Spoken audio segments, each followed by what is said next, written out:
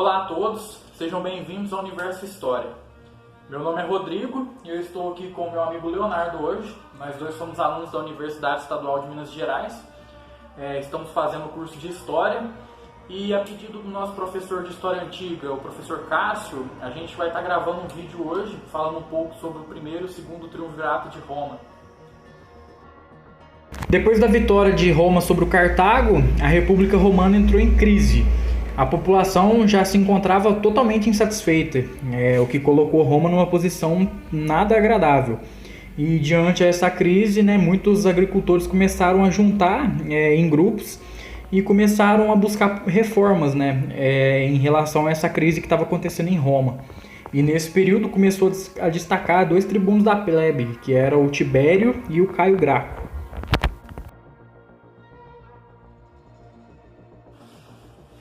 Tibério foi eleito pelo tribuno da plebe em 133 a.C., onde ele elaborou uma lei que todo cidadão que tivesse mais de 310 acres de terra doasse ao Estado para que o Estado arrendasse para o cidadão mais pobre. Porém, o Estado foi contra essa lei. Em uma sessão dentro do Senado, Tibério e mais 300 adeptos foram assassinados. Caio Graco, irmão de Tibério, foi eleito tribuno em 123 a.C. E com isso ele começou a elaborar algumas leis que beneficiavam os plebeus, como a reforma agrária e a distribuição de trigo mais barata entre os plebeus. Obviamente isso não agradou a aristocracia, que começou a combater diretamente, dando diversos combates. E em um deles, Caio Graco ficou cercado e pediu para um escravo matar ele. A morte dos irmãos Graco serviu para aumentar ainda mais a crise romana. Os escravos começaram a organizar rebeliões e revoltas, no qual a gente pode citar uma das mais abrangentes, que foi a revolta de Espartaco. E com essas crises e as revoltas, os cidadãos romanos começaram a ver esperança em generais no exército, no qual se destacou o general Mário. O Mário era defensor da plebe, e ele pensava de forma semelhante aos irmãos Graco. Para ele, se a plebe estava feliz, não teria problemas sociais em Roma. E muitos dos plebeus, eles trabalhavam nos campos ou eram do exército. E esses militares que faziam parte do exército, eles recebiam um serviço público. O militar poderia se aposentar e receber um lote de terra, onde ele podia administrar e cuidar da forma que ele quisesse. Bom, essa proposta do Mário atraiu bastante pessoas a se ingressarem no serviço militar. Com isso também fez com que o exército se expandisse bastante. Mário chegou a ser eleito cônsul por 6 vezes consecutivas. E após sua morte em 86 a.C., o general Silas o substituiu. Já Silas era oposto a Mário e defendia que as revoltas dos plebeus deveriam ser abatidas com força e não com a realização dos desejos dos plebeus. Silas estabeleceu uma ditadura militar e sanguinária, onde exterminava os revoltosos e perseguiu violentamente os antigos seguidores de Mário, onde desmembrou alguns grupos políticos populares.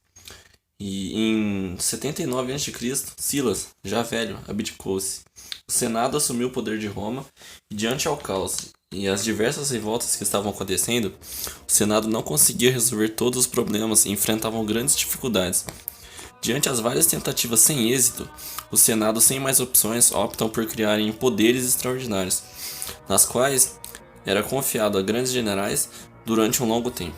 Após a morte de Silas, o cargo de poder extraordinário começou a ser muito cobiçado, pois qualquer general de grande carreira poderia tornar-se líder de Roma, ocupando o lugar de Mário e Silas. O Senado passou por mais uma dificuldade, sendo ela encontrar homens que fossem de confiança e à altura do cargo, que não manifestassem nenhum tipo de rebelião contra o Senado.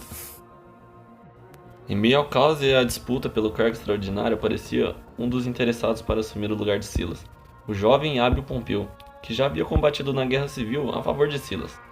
Pompeu obteve grandes vitórias na Itália e, devido a isso, foi enviado para a África e para a Sicília para combater o exército democrático. Além disso, o Senado usou Pompeu para abafar na Espanha uma revolta popular em 78 a.C., comandada por Lepta.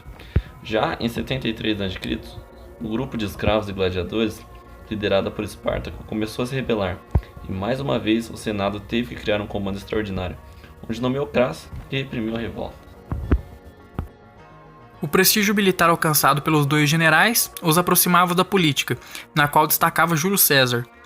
Júlio César ele era sobrinho de Mário e era líder do Partido Democrata.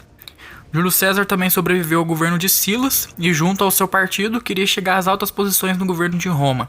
Porém, eles eram barrados de participar de cargos militares e magistraturas. Quando Pompeu parte para o Oriente e começa a governar por lá, os democratas viram isso como uma grande chance de tentar de alguma forma dominar Roma. Portanto, se aliaram a um patrício chamado Sérgio Catilina, que queria conquistar a posição de cônsul. Catilina tinha o objetivo de tomar o poder de Roma e assassinar os magistrados. Essa conspiração foi delatada e evitada por Cícero, grande orador e eleito cônsul. Catilina foi obrigado a deixar a cidade de Roma e seu pequeno exército de conspiradores foram presos e executados posteriormente. Com o fracasso de Catilina, Júlio César deixou Roma por um tempo e foi para a Espanha, retornando para Roma em 60 a.C., onde formou junto a Crasso e Pompeu o acordo que ficou conhecido como Primeiro Triunvirato, onde os três governariam Roma. Júlio César partiu para a Gália em busca de prestígio militar, glória e dinheiro. Durante suas vitórias na Gália, Roma passava por ainda problemas políticos. Além do Senado e seus aliados, Crasso e Pompeu se juntaram contra Júlio César. Sendo assim, César, em 58 a.C., convocou uma reunião no norte da Itália, na qual se reconciliou com os dois rivais e reforçaram o triunvirato.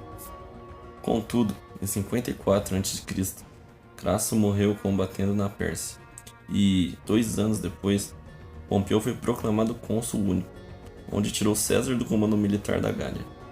César, ao receber a mensagem do Senado abordando sua destituição, resolveu lutar contra Pompeu e começou a avançar para o sul. César atravessou o rio Rubicão, fronteira entre sua província e Itália, e avançou para Roma, onde Pompeu fugiu. César assumiu o poder de Roma e derrotou Pompeu apenas em 48 a.C., onde Pompeu ainda escapou e fugiu para o Egito, e pediu apoio para o rei Ptolomeu XIV, que devia a Pompeu. Porém, Ptolomeu recusa ajudar Pompeu e, com um ato de traição, manda matar Pompeu. A guerra ainda continuou mesmo com a morte de Pompeu. César foi para o Egito, na qual apoiou Cleópatra na luta dinástica entre Ptolomeu e Cleópatra. Com a morte de Ptolomeu, Júlio César caiu nas graças da nova rainha do Egito, Cleópatra. E agora, sem ninguém em seu caminho, Júlio César instituiu um novo senado de sua escolha, possuía um grande e leal exército e foi proclamado ditador vitalício de Roma. César não desejava criar um governo. Ele buscou o apoio dos seus adversários, que para César seria de visível utilidade. Buscou o apoio da população romana e alguns políticos que atuavam em Roma, como Cícero, Marco Antônio, Caio Cássio e Décimo Bruto. César começou a acumular em si mesmo vários cargos diferentes, tendo o controle de absolutamente tudo em Roma, ato que ia contra as tradições políticas romanas. César acumulou diversos cargos e títulos que deu a ele uma grande posição no Estado. O Senado era composto por homens do partido de César, no qual se transformou em um conselho. César havia se tornado um líder acima de qualquer controle. Toda a população romana, o exército e seguidores, entidades religiosas, começaram a ver César como um líder infalível, um deus. César tinha ambições de transformar as províncias em partes da Itália, a fim de expandir a cidadania romana pelos territórios ocupados por Roma. Ademais, com toda a ambição e mudanças feitas por César, o Senado se viu em uma posição inferior, não desfrutava dos poderes e benefícios que eles desfrutavam há muitos séculos.